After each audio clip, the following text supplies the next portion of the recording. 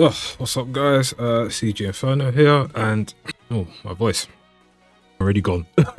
Anyway, today's video will be about Kiseki. So this is a review slash discussion about the game, basically like giving my impressions on what I think about it and what's next for Kiseki as a whole.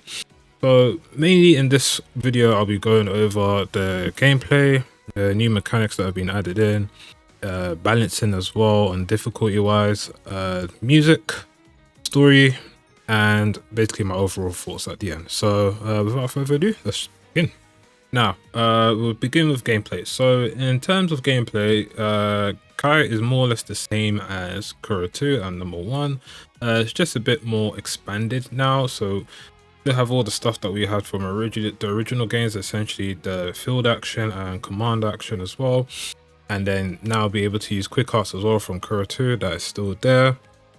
But what else has been added now to further enhance the gameplay is essentially the Blitz mode and the ZLC. So Blitz mode is essentially, it allows one of your members that are in the reserves or like basically not in your main party at the moment to give an extra attack when you do a normal or craft attack while boosted. So usually it would be you and a partner that would attack afterwards, but now a third person can attack as well, so giving you a bit of extra damage. The ZOC is a new function which essentially works like Chrono Burst. Essentially you'll get 2 turns just like that, and this could be good for casters, could be good for you dealing out more damage during a certain time, basically like when they're stunned or anything.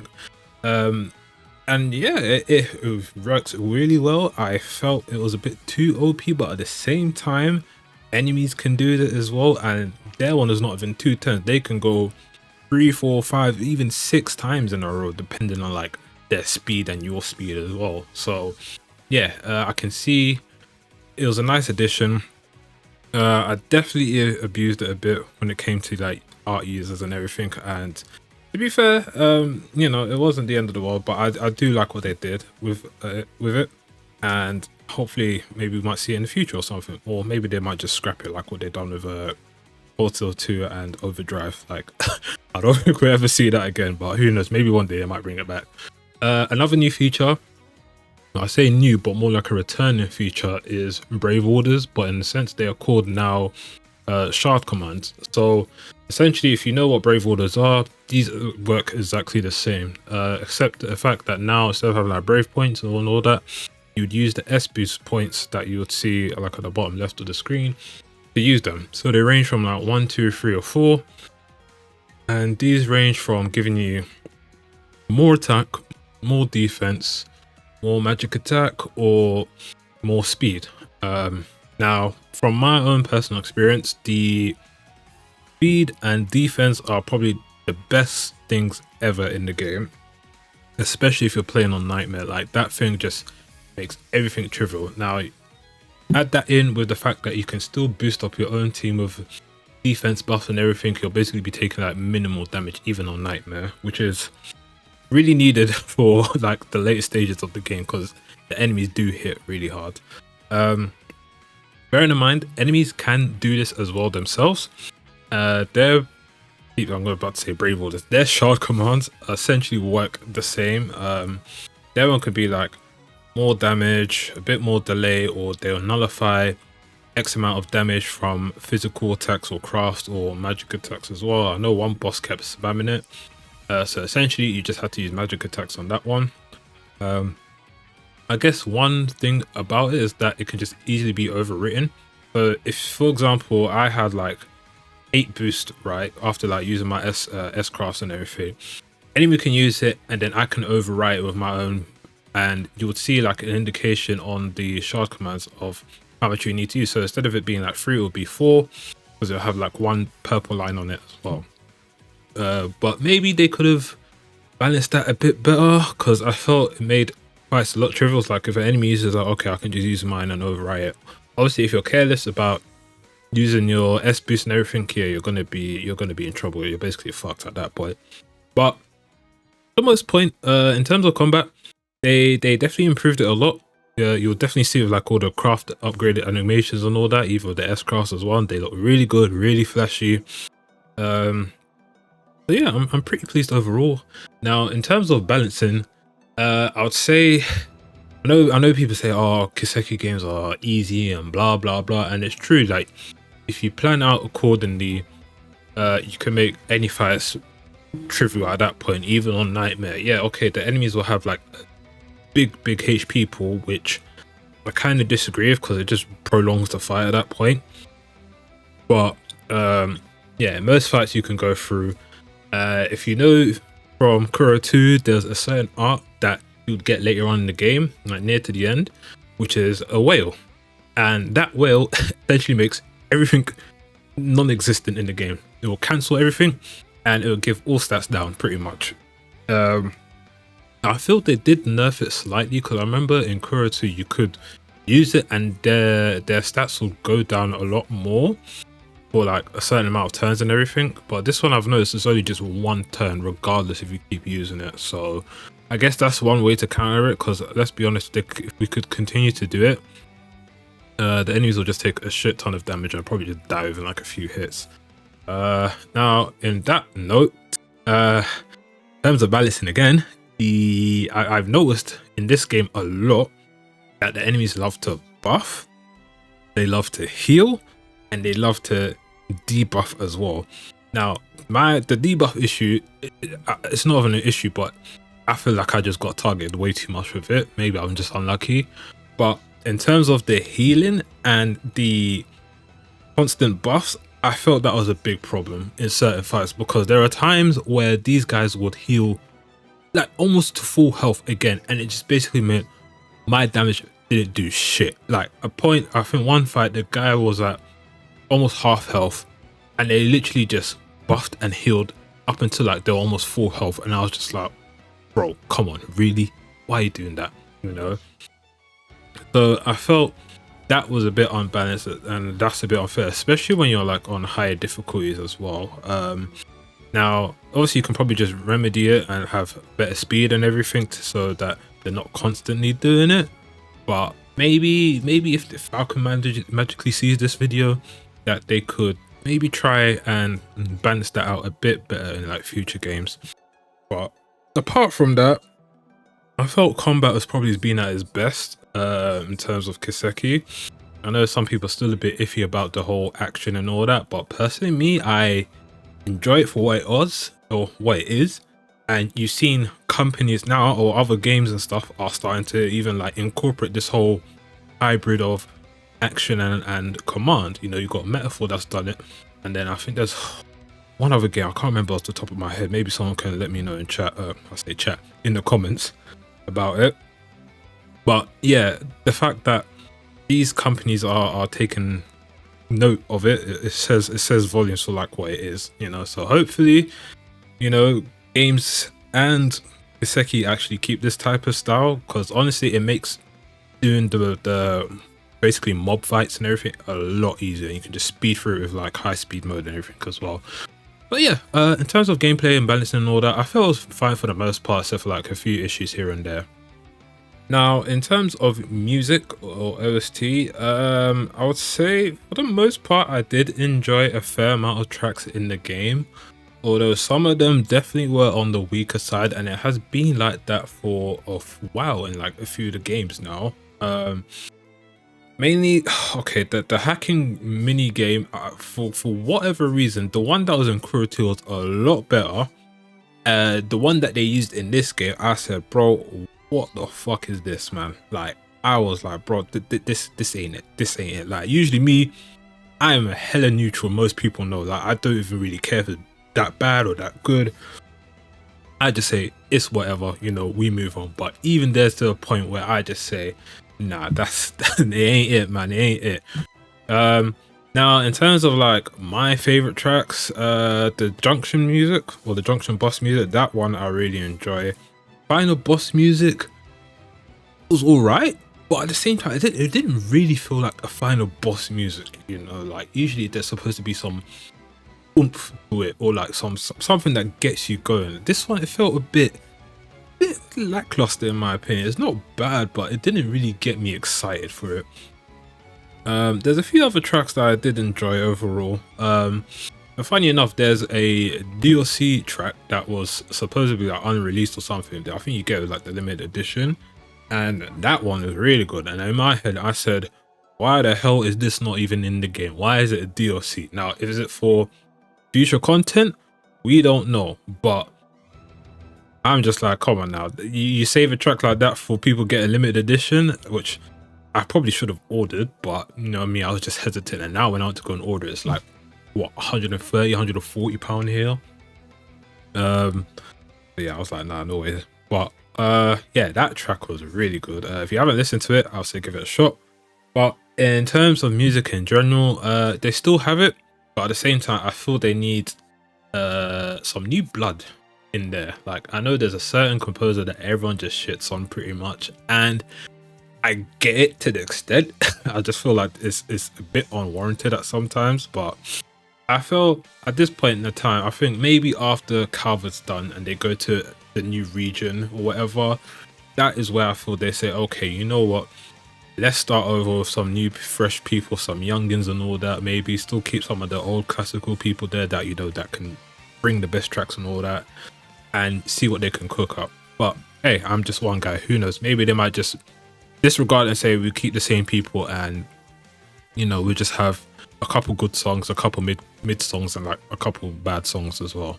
But yeah, music pretty decent for the most part. Not all of them are great, but you know, it's not the worst.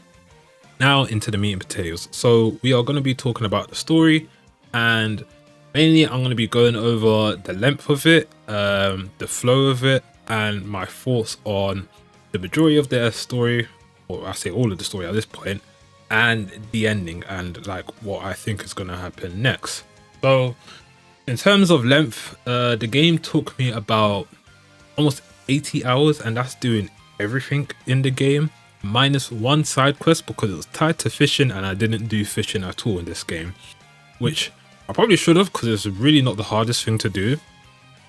But I said, man, I'll probably just save it for like when I play it in English, like in a few years or something. Or maybe next year, who knows? Maybe Nisa are like working on it. But yeah, story wise, I felt it was pretty decent, you know, typical Kiseki game. If you're playing on like Nightmare and stuff, it can be a bit longer.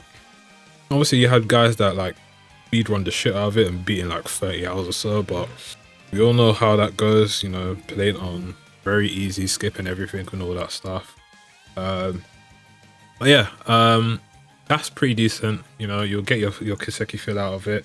Now, in terms of the like the acts in the game, as I'll call them, they're not chapters, they're acts. You have the prologue, Act 1, intermission, Act 2, Act 3, and then the finale.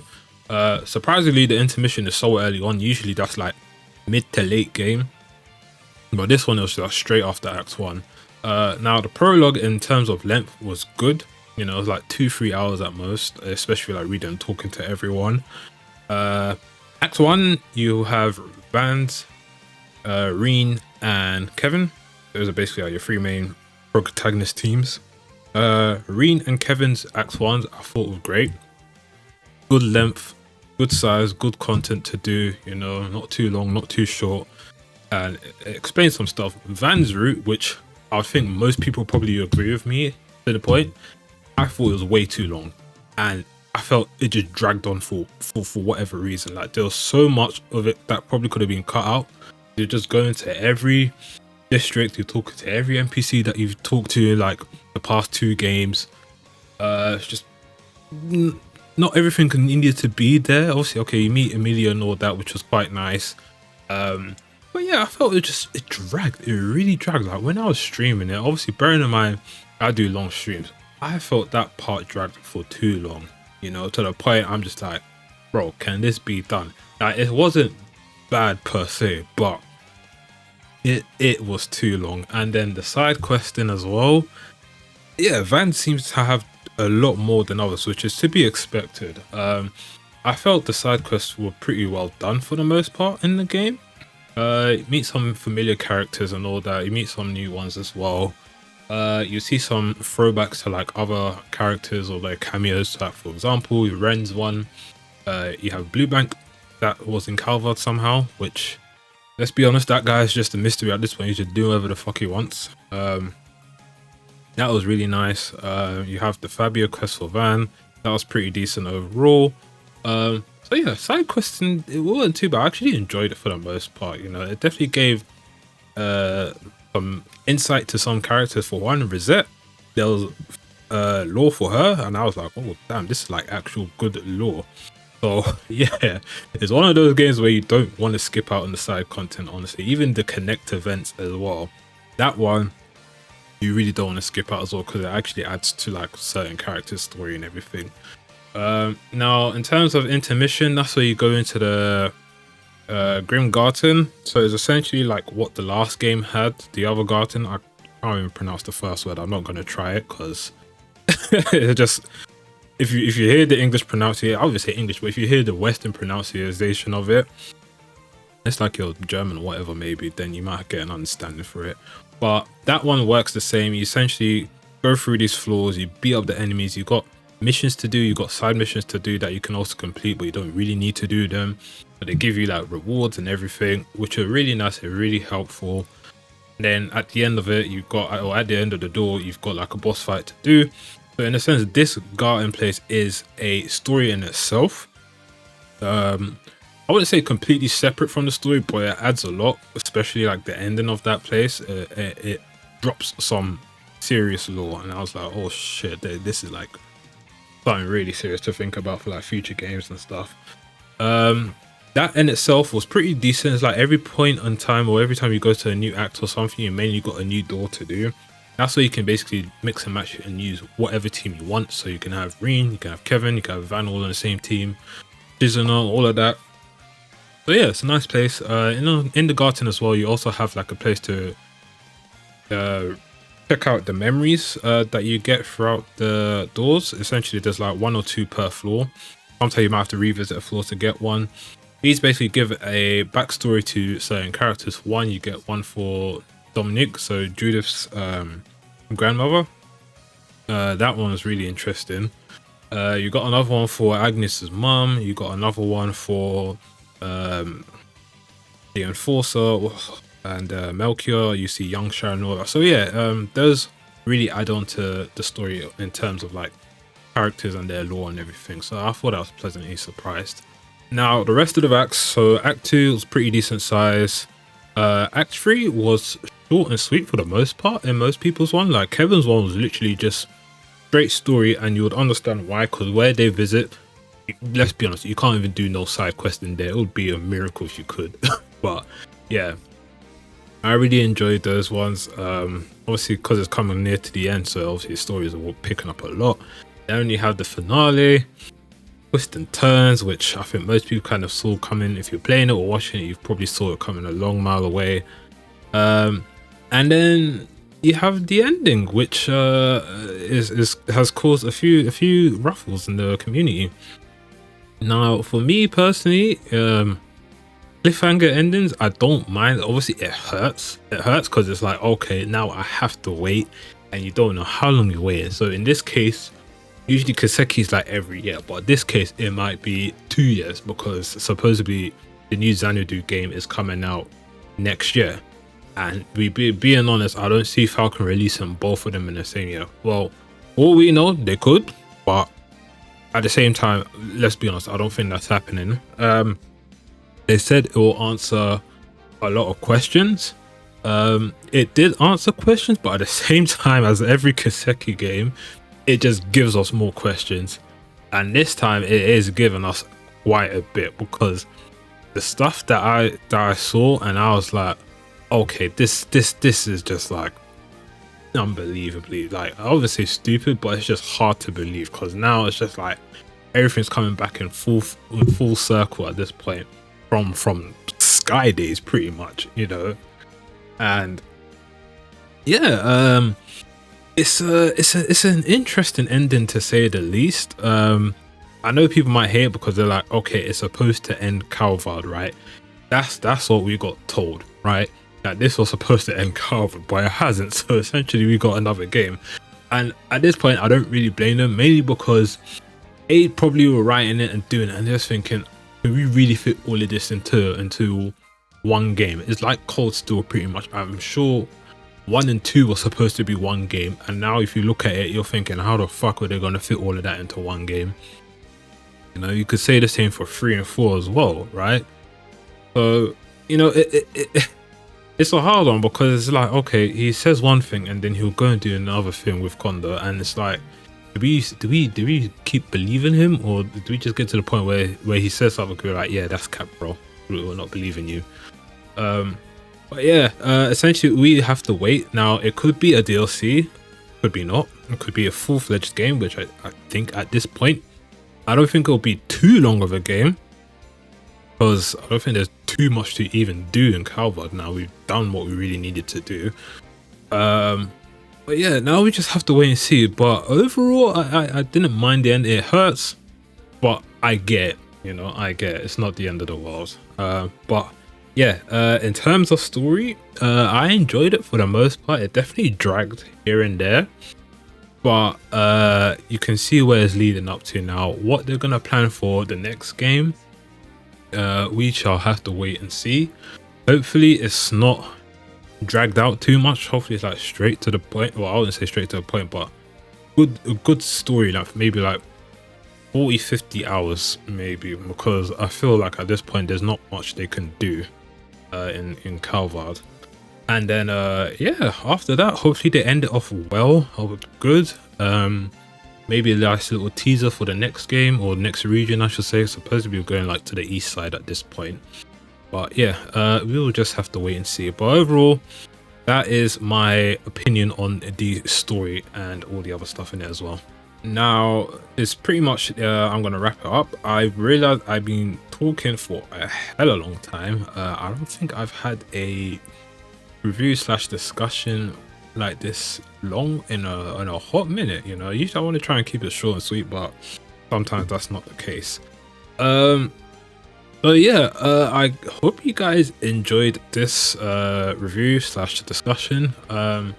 Got any thoughts, obviously leave comments down below. Can always discuss, try and keep it civil, because I know we all know the Kiseki fandom can be a bit cuckoo at sometimes. But yeah, I am excited to see what they will cook up, you know.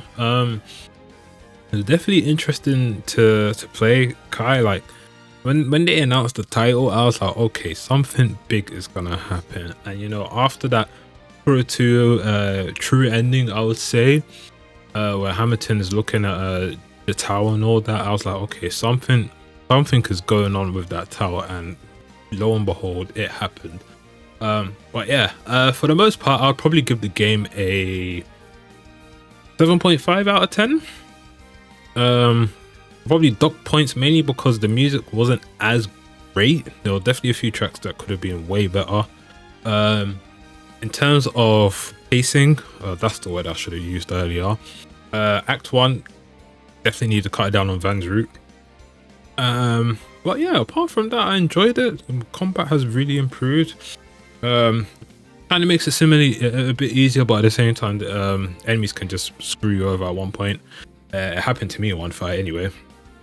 But yeah, now we just have to essentially wait and see. So I am gonna wrap it up here. I hope you guys enjoyed it. Obviously, I've already said it, you know, leave your comments down below. And yeah, I guess I will see you guys in the next game, whenever that will come out. Well, the next one, JP. We all know Daybreak coming out earlier next year. I can't say when though. But yeah, I'll leave it as that. So it's been CJ Inferno, and I'll see you guys later.